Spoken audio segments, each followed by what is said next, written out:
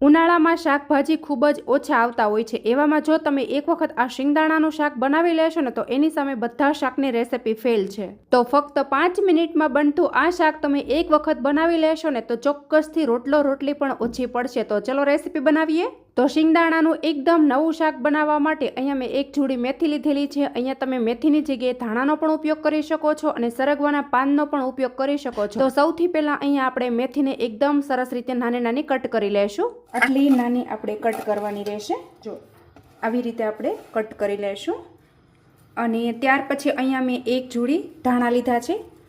તો ધાણાને પણ આપણે કટ કરી લેશું અને મેથી સાથે આપણે મિક્સ કરી દેવાના રહેશે। તો દાંડલા સાથે અત્યારે મેં ધાણા લીધેલા છે તો દાંડલા સાથે જ આપણે ધાણાને પણ કટ કરી લેશું। મેથીની સાથે આપણે મિક્સ કરી દેવાના છે।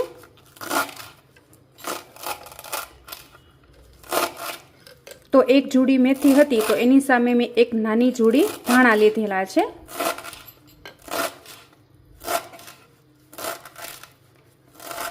તો બસ ધાણા મેથીને આપણે એકદમ સારી રીતે બધી વસ્તુને પ્રોપર કટ કરી લેશું અને પછી આપણે આગળની તૈયારી કરશું। તો બસ એવી રીતે આપણે મેથીને પણ કટ કરી લેશું। તો અહીંયા મેં ધાણા મેથી બંને વસ્તુને એકદમ સરસ રીતે કટ કરી લીધું છે અને ત્યાર પછી અહીંયા મેં આદુ મરચાં અને લસણની પેસ્ટ પણ તૈયાર રાખેલી છે અને શિંગદાણા પણ મેં એકદમ સરસ રીતે ફોલી લીધેલા છે। તો બસ હવે આ બધી વસ્તુને આપણે સાઈડમાં કરી દઈશું અને આપણે જાશું ગેસ તરફ। તો અહીંયા મેં ગેસ ઉપર જાડા તળિયાવાળી કઢાઈ રાખી દીધી છે અને ત્યાર પછી અહીંયા આપણે જે શિંગદાણા છે એને એકદમ સારી રીતે શેકી લેશું। તો અહીંયા તમારી પાસે ખારી શીંગ પહેલેથી પડી હોય અથવા શિંગદાણા શેકેલા પહેલેથી પડ્યા હોય તો એને પણ તમે ખાંડીને ઉપયોગ કરી શકો છો, પણ મારી પાસે અવેલેબલ નહોતા એટલા માટે અહીંયા મેં શીંગ ફોલી અને શિંગદાણાને તૈયાર કર્યા છે। તો બસ આને આપણે શેકી લેશું। શેકાઈ જાય એટલે ઠંડા થાય પછી આપણે આને ખાંડી લેવાના છે। તો મિત્રો મેથી અને શિંગદાણાની આ એકદમ નવી રેસિપી છે। આવી રીતે તમે ક્યારેય પણ નહીં બનાવી હોય અને જો તમે બનાવી હોય ને તો કોમેન્ટમાં તમારો ફીડબેક જરૂરથી આપી દેજો અને તમે મારો વિડીયો ક્યાંથી જુઓ છો ને એ પણ કોમેન્ટમાં લખવાનું બિલકુલ નહીં ભૂલતા। તો બસ હવે આ શિંગદાણાને આપણે શેકી લેશું। શેકાઈ જાય એટલે નીચે ઉતારી અને ઠંડા કરી લેશું। તો જુઓ શિંગદાણા શેકાઈ ગયા છે। બસ આને આપણે ઠંડા કરી લેશું, ફોતરા ઉખાડી અને ખાંડી લેશું। અને હવે ફરી વખત એ જ કઢાઈ મેં ગેસ ઉપર રાખી દીધી છે અને માપ મુજબ આપણે તેલ નાખી દઈશું। તો તેલ એકદમ સારું એવું ગરમ થઈ ગયું છે। ત્યાર પછી એની અંદર આપણે ચપટી જીરું નાખી દઈશું અને સાથે જ અહીંયા આપણે આદુ મરચાં લસણની પેસ્ટ નાખી દઈશું અને એકદમ સરસ રીતે સોતે કરી લેશું।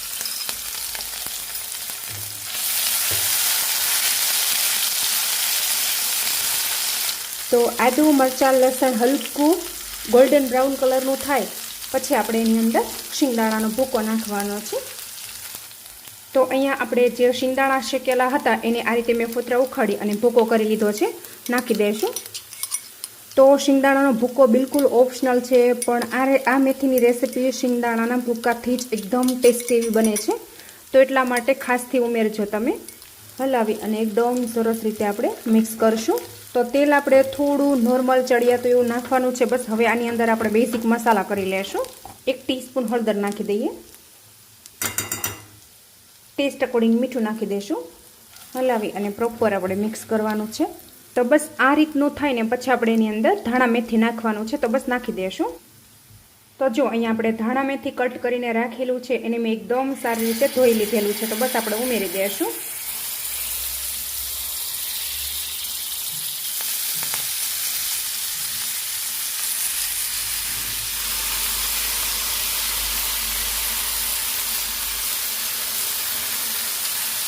હવે એકદમ સરસ રીતે હલાવી અને મિક્સ કરશું।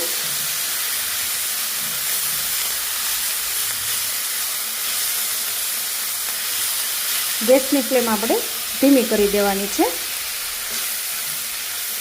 તો હમણાં થોડી વારમાં જેમ કે ધાણા મેથી છે એ ગળી જશે અને ક્વોન્ટિટી એની થોડી એવી થઈ જશે। જો તમે જોઈ શકો છો। હવે સ્લો ફ્લેમ પર આને આપણે કૂક કરવાની છે અને હવે આપણે ઢાંકણ બંધ કરી દેવાનું છે અને થોડી વાર માટે આને આપણે કૂક કરી લઈશું। લગભગ 3 થી 4 મિનિટ જેવો ટાઈમ થાય પછી આપણે આને ખોલીશું। તો લગભગ 3-1 મિનિટ જેવો ટાઈમ થઈ ગયો છે અને હવે આપણે આને ખોલી અને ચેક કરી લઈશું।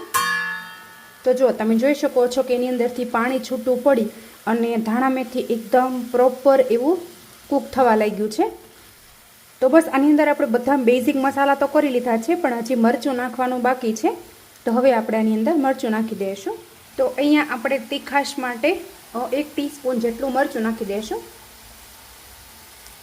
હલાવી અને આપણે પ્રોપર મિક્સ કરવાનું છે.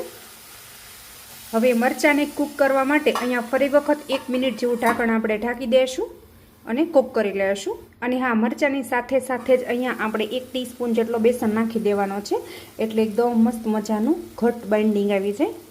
ઢાંકી દઈશું અને હવે આપણે ઢાંકણ ખોલી અને જોઈ લઈશું. તો જુઓ, એકદમ મસ્ત મજાનો બેસન પણ ગળી ગયો છે અને મરચું પણ એકદમ પ્રોપર એવું કૂક થઈ ગયું છે. એક વખત હલાવી અને સરસ રીતે આપણે મિક્સ કરશું.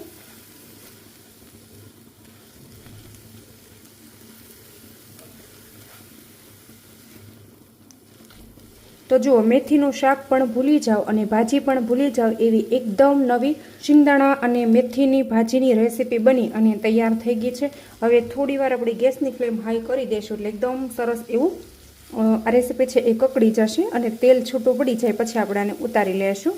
અને હા, આને બાજરીના રોટલા સાથે ખાવાની ખૂબ જ મજા પડે છે. જો તમે ક્યારેય આ રેસીપી ન બનાવી હોય તો એક વખત ચોક્કસથી ટ્રાય કરી જોજો મિત્રો. મેથીની ભાજીને પણ ભૂલી જશો, એટલી બધી ટેસ્ટી આ રેસીપી બનીને તૈયાર થઈ છે મિત્રો. જો તો બસ અહીંયા મેથીની પ્રોપર આપણી રેસીપી બનીને તૈયાર થઈ ગઈ છે. તો આને નીચે ઉતારી લેશું, પ્લેટમાં સર્વ કરી દઈશું. તો જુઓ મિત્રો, મેથીની એકદમ મસ્ત મજાની નવી રેસીપી બનીને તૈયાર થઈ ગઈ છે. આની અંદર આપણે જે શિંગદાણા નાખેલા છે ને એના લીધે આનો ટેસ્ટ ખૂબ જ સરસ એવો આવે છે મિત્રો. જો તો મિત્રો, મેથીની આ રેસીપી તમને કેવી લાગી છે એ કોમેન્ટમાં તમારો ફીડબેક જરૂરથી આપી દેજો. અને તમે મારો વિડીયો ક્યાંથી જુઓ છો ને એ પણ કોમેન્ટમાં લખવાનું બિલકુલ નહીં ભૂલતા.